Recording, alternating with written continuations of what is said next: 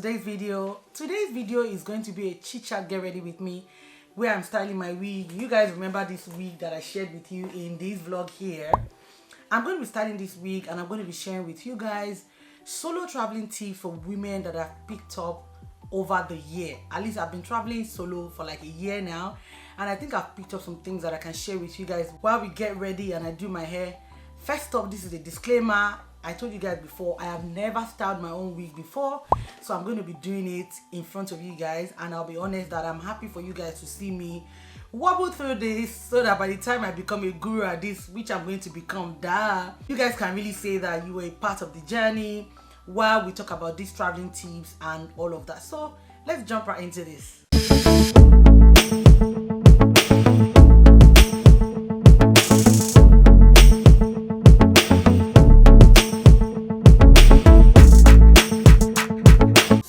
Like I mentioned, is this particular one that I shared in that vlog that I bought off AliExpress. I'm going to be styling that while we talk through my solo traveling adventure and all of that. So in the box, of course, wig cap and the wig itself. I've shown you guys this wig before, so I'm basically just going to put on a wig cap and then start talking you through the tips that I have. Now, you guys know that I recently took a solo trip to Malta, and I shared that in another vlog here. If you haven't watched it, go watch it, girl. And on that trip, I picked up a few tips that I can, confidently say that I'm adding to my solo trip arsenal of tips to help me, get the best trips when I travel by myself. And I will say that I started solo traveling about a year ago, and I've gone to quite a number of places, even though I haven't shared 100% on any kind of social media, but I've been going.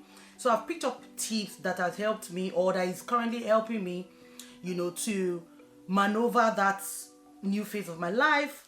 If you see me looking on the right, there's a mirror right in front of me on this side, so I'm going to be using that mirror. And yeah, so this is the wig cap that came with the weave, and I'm just wearing that, putting that right on top of my head right now. And for this video, I'm going to be using, of course, I have the wig right here in my hand. I have got to be glue and all of the things that I've written down from YouTube videos. So I'm just going to wear this now and try and get the right measurement. These tips are not going to be in any particular order. I'm just going to talk you guys through it while I'm doing my hair, so that we can kill two stones with one bird. So I'm basically just making sure that this fits properly before I start to do the cutting and all of that. My number one tip would be to be aware of safety, because as much as solo traveling can be safe and rewarding, you have to be aware of safety concerns when you are traveling alone, as though you are traveling in groups, because you are by yourself, especially in a city where you don't know anyone. You have to be extremely careful, watchful of your drink, be careful of big cities at night. Don't go out and drink to stupor in a city where you don't know anyone. It doesn't make any sense.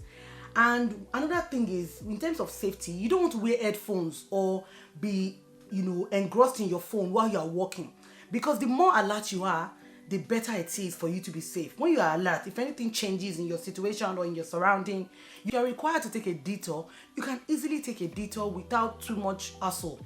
So that's my number one tip. You want to be aware of safety. Is very, very critical. My number two tip would be to be prepared to be your own photographer. And honestly, it is for times like when there's nobody to ask, or if you're too shy to ask people to take your photos, you want to just quickly take your own pictures. And how are you going to be able to do this? One thing that I always recommend is make sure you have all the possible self photography tools that you need. I mean, tripod, face tracker. In fact, let me show you what a face tracker is. So I bought these when I was going to Malta, because this allows me to make sure that if I'm making a video and I'm moving around, this literally follows me around to make sure that I am in focus. This is part of the things that I use. So you want to buy something like this. You want to buy a tripod, buy a selfie stick, whatever it is that you can use to take your own pictures, so that you're not asking somebody to take your picture while you're shy. Or another thing again that I struggle with when I have to ask people to take pictures is that they might not understand your angles, and then they will now take jaga picture for you that you don't like. you know, and then you also waste a lot of time because you are trying to teach them how to get your angles in that particular space, and it's just not worth it, you know. Be ready to take your own pictures, buy your own selfie stick. If you're able to buy a selfie stick or like a tripod that has a Bluetooth remote, is a lot better for you. Alternatively, if you have a smartwatch that you can use to control either your device, maybe your phone or your camera, I would also always recommend that. This my last trip, I use my Apple Watch a lot to really control my phone a lot of the times, and it did an amazing job because then I could turn on the video from my phone and see what I really looked like in that my watch.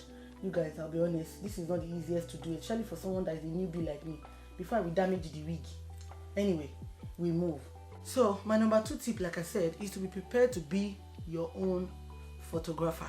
My 3rd tip will be to keep your real-time locations private, even while you're sharing your travels online. I never share my real-time locations online. Never. Most times I will wait several days after I've gone for the trip and I'm back. You know, even on Insta story, this Malta trip, nobody knew that I traveled all through while I was there till I came back. I didn't share any content until like a week or so after, because the truth is, you don't know who is watching. You have to protect yourself. I never share any of that. I never share my itinerary. I never share my hotel location until I am back in my house, that I'm no longer in that location. So you want to make sure that your real-time location, you're keeping that to yourself. Even if you're sharing story, you have to be very discreet about the things that you're sharing, because you don't know people who are looking, who are online, just trying to, you know, some people are just full of evil. Anyway, just make sure that, you know, whatever it is you're sharing, you're comfortable with it, you feel safe, and then go for it. If with my Insta stories, what I usually would do is, I don't share nothing. I will do all the stories. I will save them on my phone. When I get back, I will now start posting as though I am still in my current location. This is because I'm traveling by myself. I don't know who is in that location, who is also seeing all of those things. Imagine putting your location and people can see and they're like, oh, this person is solo traveling. You know, you don't want to, you know, incite anybody to plan to come and attack you. God forbid. I'm just saying, but that's what I do.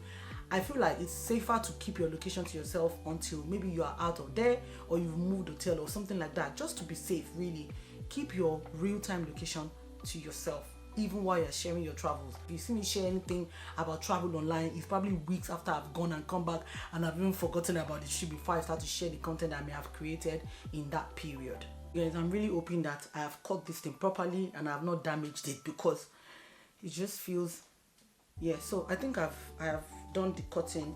I don't know if I mentioned to you guys that this hair came with natural baby hair, so I'm just going to, because the color of the weft is very different from my skin, I'm going to put some of my foundation and just stain it up a little bit with my beauty blender, so that it looks a lot like my skin. And then before I glue it down and then do the styling. Oh gosh, this is such a difficult thing to do. Me that I'm just starting out, I'm just doing this for the first time. Can you imagine me trying to do a chit-chat get ready with me with doing this? Hey God, you guys. Anyway, so I'm basically just going to be staining my, can you see? Just staining the weft with my foundation, just so it matches my skin and it doesn't look out of place. So my number 4 tip will be for you to take a mini first aid kit with you when you're traveling. This is because, I mean, you're solo traveling, you're by yourself, you don't want to start to have headache, you don't want to start to have menstrual pain, you don't want, I mean, I'm expecting that you already understand your menstrual cycle, you know when your period is coming, but you don't want to start to have, you know, it could be anything that you did not prepare for.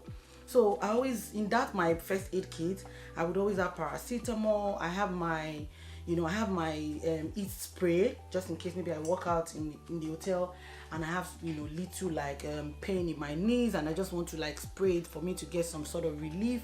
I will put that in there. Another thing that I always have in there is anti-itch spray, just in case we go to, maybe if I'm planning to go to like a place where there might be a lot of ants and things like that, just so that I don't start to itch, because I usually have that around my legs. So I will take anti-itch spray. And you know, you never know who may be asking you for paracetamol. So I usually will take all of that with me in my first aid kit. And I found that every time I have done that, it has really helped in terms of like, you know, at least I know that even if it's headache I have paracetamol to deal with it there. and then without worrying. I mean, it sucks to be sick in a foreign country where you have no help, no family, nothing. So I won't do that to myself. So I will take a first aid kit with me, and I recommend that you have it in your bag. Put some paracetamol in there, put your painkiller, something that you can use for your period. If you have allergies, take your, put your allergy medicine in there. Whatever it is that you might need in an emergency, take that with you as part of the things that you're packing. I have never regretted it, and I don't think anyone is going to regret taking that with them. Right, so guys, I think we have it. I think we do have it. So yeah, I think we pretty much have that sorted, and I can go ahead and glue it. Now, my number 6 tip for solo traveling, especially women who are solo traveling, will be to make copies of your travel documents, your itinerary, the things you're going to be doing, where you're going to be going, and give it to your family members back home, especially if you're going overseas. Now, I'm not saying that things are going to happen that will be negative or anything is going to happen to you, but if you have a mom who is worried that you're solo traveling, or you have a fiancé who is like, oh my god, you're solo traveling, I can't let you go by yourself, you want to give them some sort of comfort by sharing with them where you're going to be, where you're going to be on what day, what your itineraries are, if you have like shuttle or transportation and all of that, all of those things planned, you want to share all of that with you. God forbid anything happens. I mean, they have an idea of where you are at what time, and they know exactly what you're going to be doing. The other reason why I usually would do this in terms of like, making copies of my documents and share with my family members or my very close friends is because God forbid that my passport is missing or my bag gets stolen, at least I have copies of my passport back in the UK that I can then use to maybe like do like reapply, or just to like tell the government the information they need to be able to issue me another passport. Just something to protect yourself in case that your bag is stolen. You want to share your location with your family, let them know what exactly you're going to be doing on what day, at what time, where you'll be. I mean, usually sometimes because of solo traveling sometimes has a lot of spontaneity with it. You can still be spontaneous, but at least they have an idea of where you are at what time and what you're doing when, just in case anything happens. So basically, like I said, if your mom is the worried type, or your fiancé or your husband, you want to leave them with that kind of information to keep their mind at peace. So I'm basically just going in with this got to bleed glue blasting spray to apply it to the part where I'm going to be sticking the hair onto, and then I'm going to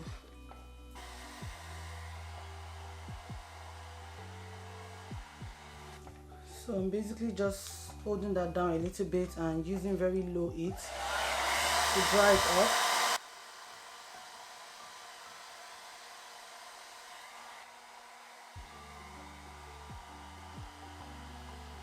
I'll put it down now, and I'm basically just going to go in with this elastic and just to melt the lace.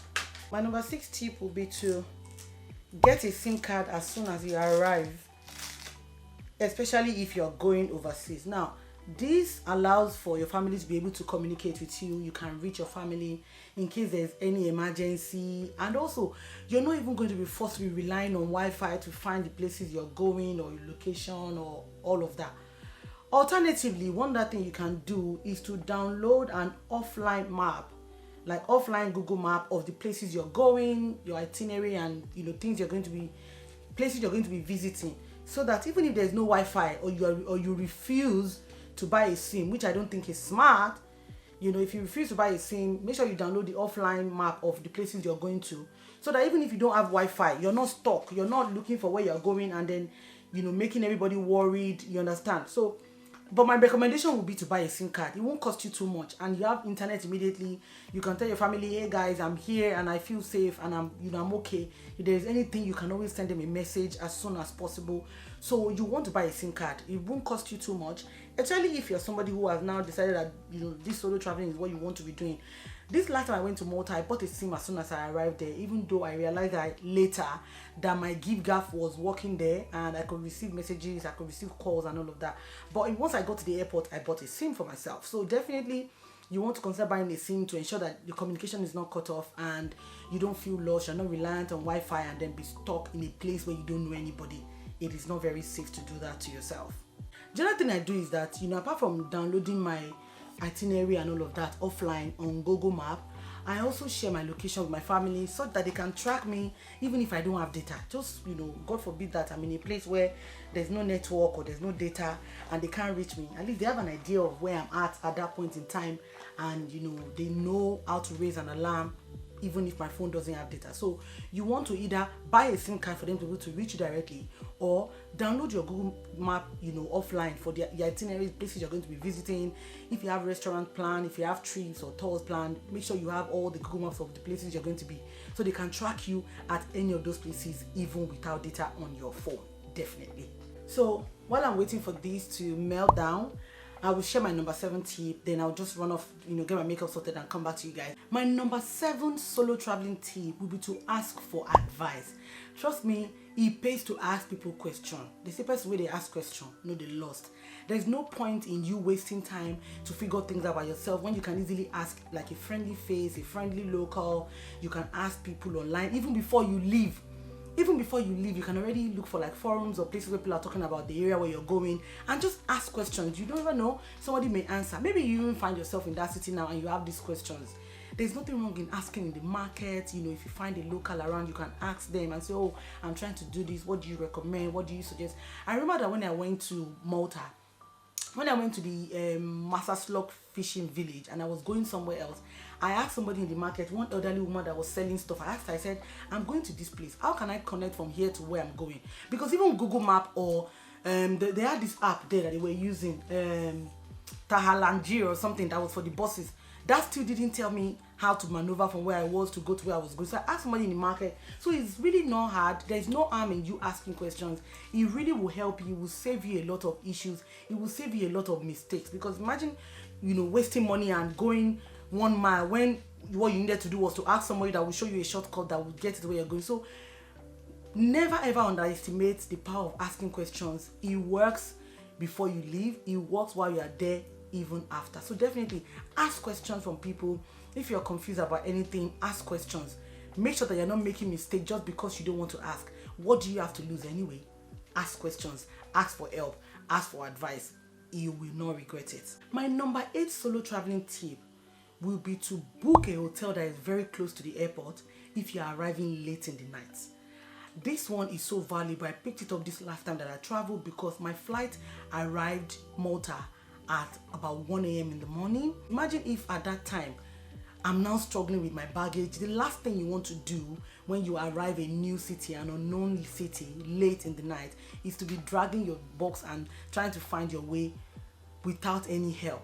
So basically, the best thing to do, if you notice that your arrival time is very late at night, what you want to do is to book a hotel that is very close to the airport, so that at least for that night, you can settle in, you're okay. If you then have to now move from there to another hotel the next morning, all well and good. Alternatively, you may want to sit down at the airport till morning, but I don't recommend that. So basically, I'm saying, if you realize that you're going to be arriving very late into where you're going, book a hotel, even if it's just for that night, that is very, very close to the airport, so that it's easy for you to maybe take taxi or any kind of transport from there that will take you to that hotel. Hotel that I stayed in Malta, they even arrange shuttle for me. So if you find that you're going to arrive late, make sure you book your hotel that is very close to the airport and find out from them if they can arrange shuttle or that sort of pickup for you from the airport to the hotel. That really helps you to save you the stress of dragging your box. These hotels that are very close to the airport, I'll be honest, they are usually expensive, but I would rather pay extra for my own safety and to also, be faced with less stress at 1 a.m. at night than worry about how much I'm going to save and then be looking for something and then expose myself to any sort of danger. My number 9 solo traveling tip will be to take advantage of free walking and free experiences in the city where you're visiting. I will say to you guys that 100% of what I did when I went to Malta was totally free. And it wasn't because I wasn't willing to pay money or part with any more money after paying for my hotel and all of that. It was just because I wanted to walk around to be able to explore the city without, feeling restricted in any kind of way. I was going to go on a tour with some certain, group of people by the boats area. They will offer you those kind of trips, but the places they were going to was quite limited for me. And I'm like, if I move around by myself, I can actually get to these places and even more. So what I did was I was jumping on the boat, I was jumping on buses, and I was going to more places. I eventually found out that I traveled way more. I visited more places than I would have done even if I had paid them for that particular trip. Another benefit of taking advantage of free places and free walking experiences and tours is that you make new friends. You find people who are like you, who are also touring on their own and just getting immersed in the experience and just being lost in the new city and just touring the city. And because they would have gone somewhere else, you would have gone somewhere else. When you have conversations with them, it sort of like opens up your mind. You also find from them newer places that you need to visit. Because I find that on the first day, I met with a couple of people and we had the conversations about certain places. It was from them that I decided I was going to go to Hajin Tufieha and the Golden Sand Beach, which turned out to be really, really nice for me. So you want to take advantage of just walking around, no restrictions, just being yourself. Really, what exactly is the experience about if you don't throw yourself into it and really be immersed in that travel, in that feeling of just being by yourself and exploring new cities, new things and new places by yourself. One of the other reasons why I picked up on solo traveling is because I wanted to live a life where I didn't have to depend on anybody to do anything. I didn't have to depend on people's choices, people's opinion, or what people wanted to do. I wanted to do what I wanted to do, and just being able to walk around and doing my own thing and just be explore blindly made it a fulfilling experience for me. So you definitely want to take advantage of the ability to walk around freely and just do your own thing and just explore the city that you're visiting. Okay, so I've quickly done my makeup and I'm just going to get rid of this and then style my hair, and then share with you guys my final tip. So my number 10 solo traveling tip will be to invest in a hidden wallet. Now, the reason why I say this is because with a hidden wallet, you can easily put that under your top, under your shirt, where you can now put your money, your valuable, your passport, and other items. At least this makes sure that all of these important things are separate from your main bag. Just in case anything happens to your main bag, you will not be stranded in a country where you do not know. So I have a few ones that I've picked up before from Amazon, where you just wear it under your shirt or under your top. It's usually very flat and very discreet, and it makes it easy for you to hide things that you don't want to be in, people's face. And also, it ensures that your valuables are right under your nose at every point in time. Now, you guys, what do you guys think about, the way I've installed this hair? I'm just trying to see now. Maybe I can now make a pack or just do something. I'm not sure what pattern I wanted because this was a full frontal. I just wanted to at least get through the ordeal of installing it, which I have now done, and I kind of like it. I mean, it's not perfect. I'm not going to say that I did a perfect job, but I did my best. It's not perfect, but I did my best, and I'm really, really glad. Oh wow, it's becoming difficult to part it on this side. Maybe I'll just put a part on this other side and make it a side part, or do you think a center part will be better? Okay, let's try a center part first and see. Like I said, if you guys notice, this hair has like natural baby hair right there. So I'm just going to see if I can make a center part. And I have hot comb. I'm going to use that to comb it down, just so that it turns out flat on both sides. I will blow dry it and then see how that, because I feel like this side is swollen compared to this side. So anyway, like I said, buy the hidden purse, hidden wallet. That way you can put all of the valuables in there and it will be out of plain sight. Because sometimes I find that when I'm searching through my bag for stuff, you never know people who are looking. They're looking at you and be like, this person has, a lot of money, or they have their passport, they have valuables that are in, plain sight. At least when you buy this, you can then take that away. You reduce the risk of being robbed or anything like that. So this is how my wig turned out, you guys. I'm going to blow dry it and also use of course, blow dry it on very low heat, and then I'm going to use a hot comb to kind of like just hot comb it. Thank God I already told you guys I'm not the best at this and nobody's going to be laughing at me. I actually think that for a first timer, I don't think I did a bad job. The only thing I'm struggling with right now is getting the parts straight, which is like, I don't know, maybe it's because, you know, I'm doing it looking at the mirror and looking at the camera, which, I'll be honest, Adam said, "Mommy, you don't even know how to do the hair yet, you're doing it and filming, you're doing it and recording." That's really brave. And you know, we're not built for soft stuff. We're built for trying new things. We're built for, you know, for pushing, you know, our limits. And this is me pushing my own limits. And I'll be honest, I've enjoyed talking through this video and, you know, doing this week, because you guys have been keeping this week since that vlog that I showed you guys. And I don't know whether it is fear or whatever it is that I've been worried about. So I'm going to use this hot comb to comb through this one side, just to make this side flatter, because I've made the part. It's not the best pattern, but you know, I can make do with it. And I also did my makeup. I feel gorgeous. Oh my god. Those are like the points that I've picked up over time.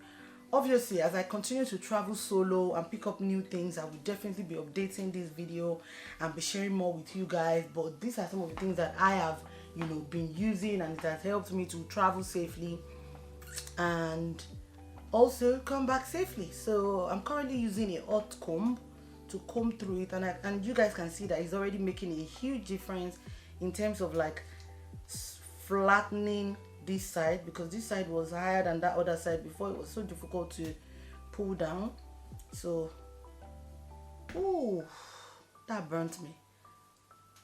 Like, have you done your own hair if something has not burnt you? So I'm going to also maybe use a glue stick to get rid of the flyaway, but before then I want to really comb through. So I'm basically going to go in with my glue stick to get rid of the flyaways, because I've combed it down and I feel like the swelling is a lot better now. It's not as swollen as it was before. So I'm just going to quickly do this. In conclusion, what I will say is that as much as solo traveling is very challenging and, you know, it's very exciting, because the fact that you're going to be traveling by yourself and you're just there, you know, you're not worrying about what anybody else wants, you're just doing your own thing, it's very exciting. Also, it can be, you know, quite scary. And, you know, knowing these things, having these tips at your hand to use whenever the need arises will really help you to get, you know, over the fear of doing it. I feel like despite the challenge, it is very interesting, and the only thing between you and the new city you're about to experience or explore is you just saying yes. So basically my question will be, are you going to say yes to solo traveling, or what would it be? Yeah, pretty much is the final look, and I absolutely love my hair. I like the fact that I challenged myself to do this and I did it. I mean, this is my very first time ever of styling my own hair. I always have to get my wigs done by people, and even when I want to do frontal, I always go to a salon to get it done. And me just trying and being able to get it done is the spirit of exploring, is the spirit of embracing adventure. And this is typically what solo traveling is all about. As much as solo traveling is interesting yet challenging, I think the hardest part of it is you taking that leap and just deciding to travel by yourself, where you're not reliant on anybody's decision. You're not waiting for somebody to go with you. You're not waiting for somebody to say, oh, let's go here, let's go there. You're just immersing yourself and going with the flow, and just, you know, it's literally like being a child again and being explorative. And I find it very therapeutic for me, for somebody who, you know, had a lot of inner child work to do. I just wanted to travel, to do things on my own, to explore new things, to find things, which was one of the reasons why, you know, the excitement about solo traveling sort of like built up for me. So this video is just me sharing with you, you know, all the tips I've picked up. I hope that you find all of these tips useful. If you did, please let me know whichever one resonated with you the most in the comment section. And also, if you have other solo traveling tips that you think you want to share with us because you have, you know, that much experience, please feel free to share with us in the comment section down below. If you have any question about Malta or about solo traveling or anything you want me to talk about based on my trip, I am more than happy to answer. Please leave me a question, send me DMs. I am at Gregory-jonah on Instagram, TikTok, Twitter, everywhere. I honestly love to connect with you guys who watch my videos, who engage with my content. I want to know what you think. I also would like to know, you know, what other kind of videos you want me to film. What do you like about my videos? What do you think I can improve? This is going to really help me to do better in terms of like delivery, quality, and all of that. If you haven't subscribed, I don't know why you haven't subscribed yet. At least you've seen me now struggle through, you know, getting my hair done. join the family. We have a lot of fun here. I share lifestyle tips. I share things that are my personally lived experiences so that you can learn from it and you don't make the mistakes I've made, and also to help you make better decisions. Really, if you find this video useful, don't also forget to share it to your social, share it to your friends who want to travel, because I find that some of the things I share are not only restricted to the place where I live or places where I've been. So you can share with somebody else who will find it useful. You will be doing me a lot of good by sharing, and I really appreciate that. Join us in this community. Let's make things work. Let's make this channel grow. And until next time, to you, try new adventure, whether solo traveling, whether doing your own wig. Bye everyone.